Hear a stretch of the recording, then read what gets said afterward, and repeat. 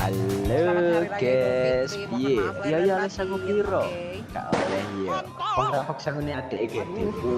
Aja ya ya rek, Allah, gak oleh. maaf tadi Judi udah itu kepleset haram. pemirsa. Jadi ya Mohon maaf lahir dan ayo batin ya. maju ya. Kamu nggak Balik usah mana THE Mbak ya, Tejo? kan Di kamu udah video besar. kali ini Lah, Tejo akan menjelaskan suatu topik yang malahan menarik, tambah besar tambah butuh. yaitu mengapa Indonesia hanya memiliki 2 musim. Apakah itu yang tidak adil?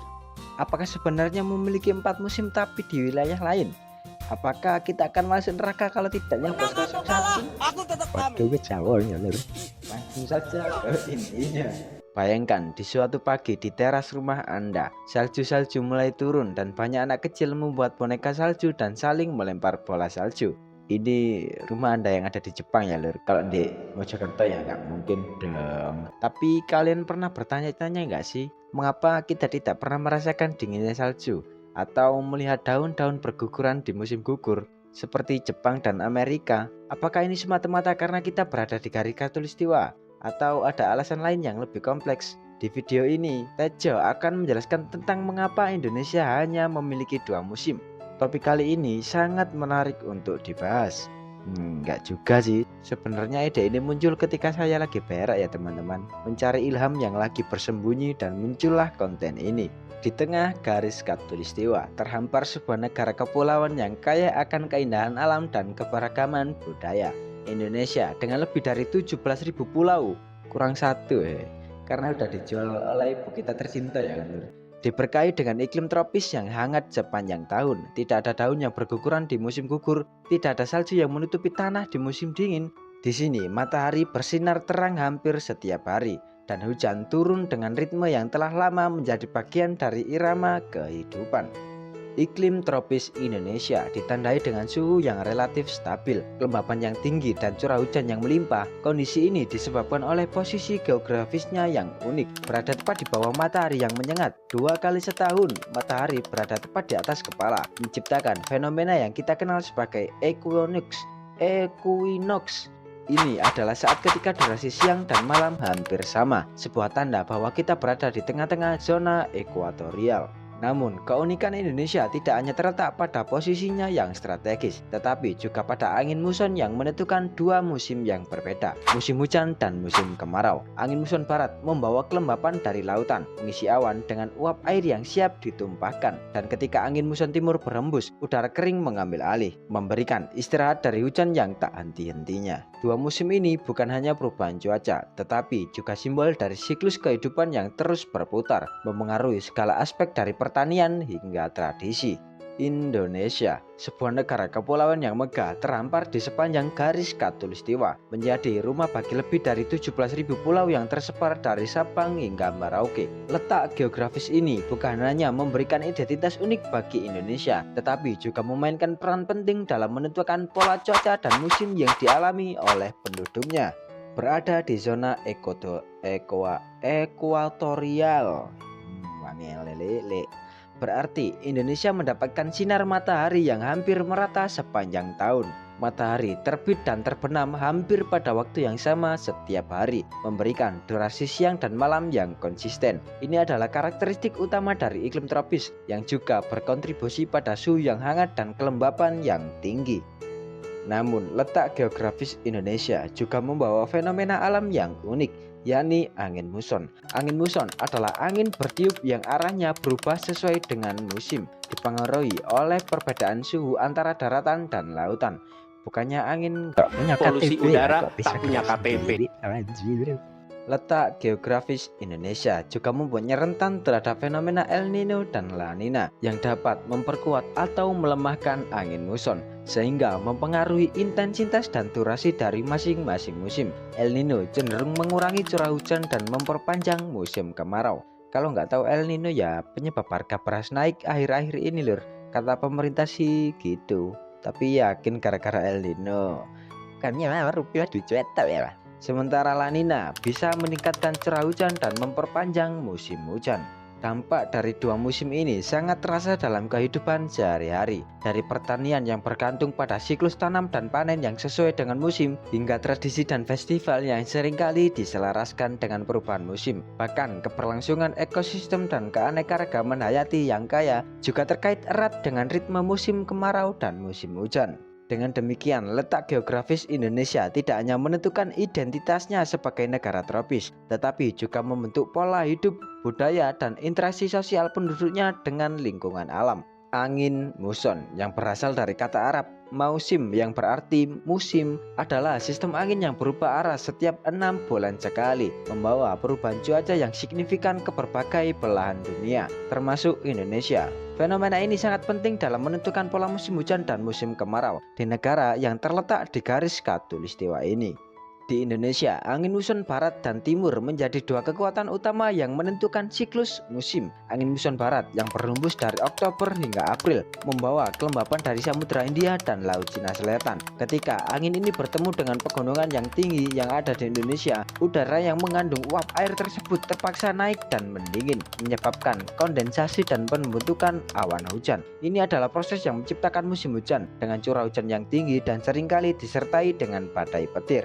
Sebaliknya, angin muson timur yang berhembus dari April hingga Oktober membawa udara kering dari benua Australia. Angin ini cenderung stabil dan memiliki kelembapan yang lebih rendah, yang mengurangi kemungkinan pembentukan awan dan hujan. Hasilnya adalah musim kemarau dengan langit yang cerah dan tanah yang kering, yang sangat berpengaruh pada aktivitas pertanian dan ketersediaan air. Kalau akhir-akhir ini ya seringnya kalau siang panas banget, kalau malam hujan dingin banget loh.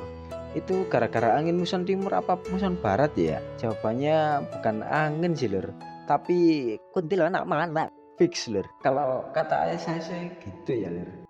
Perubahan muson ini tidak hanya mempengaruhi cuaca, tetapi juga kehidupan sosial dan ekonomi di Indonesia. Musim hujan seringkali dianggap sebagai waktu untuk menanam, karena tanah menjadi subur dan air tersedia dengan melimpah. Sementara itu, musim kemarau dimanfaatkan untuk panen dan persiapan lahan untuk siklus tanam berikutnya.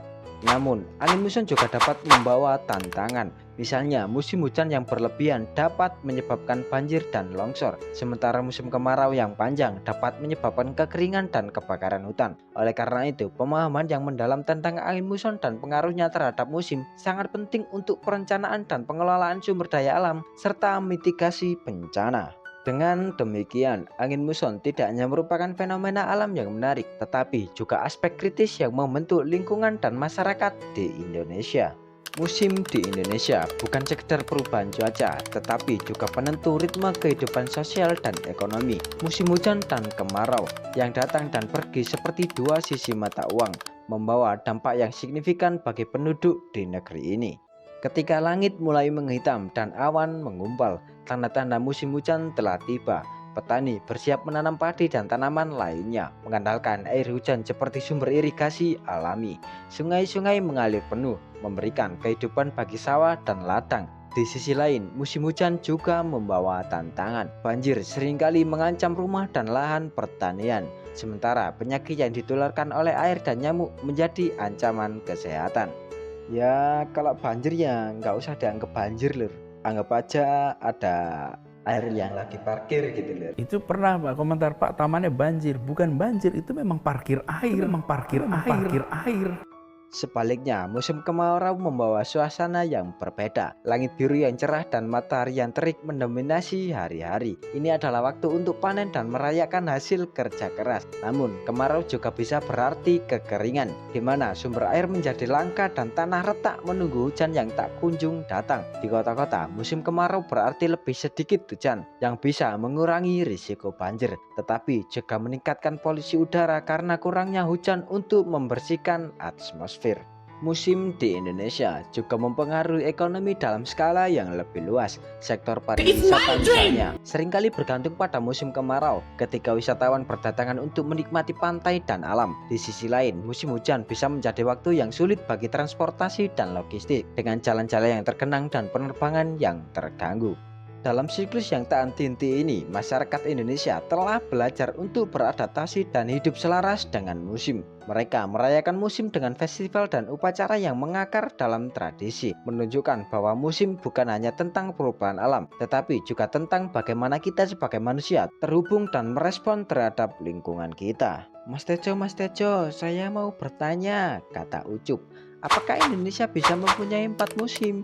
Jawabannya tidak ya adik-adik. Indonesia tidak bisa memiliki 4 musim seperti negara-negara yang berada di lintang lebih tinggi karena letak geografisnya yang berada di garis khatulistiwa. Di wilayah ini, kemiringan bumi tidak terlalu berpengaruh, sehingga sinar matahari cenderung stabil sepanjang tahun. Ini mengakibatkan Indonesia hanya memiliki musim kemarau dan musim hujan, yang ditentukan oleh variasi musiman curah hujan yang cukup besar. Tapi bang, saya pengen merasakan salju dan daun-daun gugur, gimana dong? Ya kamu tinggal naik Gunung Jayawijaya aja ya kan, sampai puncak. Nah itu nanti kamu ketemu salju abadi ya. Kalau nggak ketemu sama orang KKB dulu kamu, ketemu nanti di sate kamu. Indonesia hanya memiliki 2 musim, musim hujan dan musim kemarau. Karena letak geografinya di garis khatulistiwa, ini menyebabkan Indonesia menerima sinar matahari yang merata sepanjang tahun, yang mengakibatkan suhu yang stabil dan perbedaan kecil antara durasi siang dan malam. Angin muson yang berubah arah setiap 6 bulan sekali, menentukan kedua musim ini dengan membawa kelembapan dan hujan selama musim hujan, serta udara kering yang panas selama musim kemarau. Kondisi ini sangat mempengaruhi kehidupan sosial dan ekonomi di Indonesia, terutama dalam hal pertanian dan pariwisata.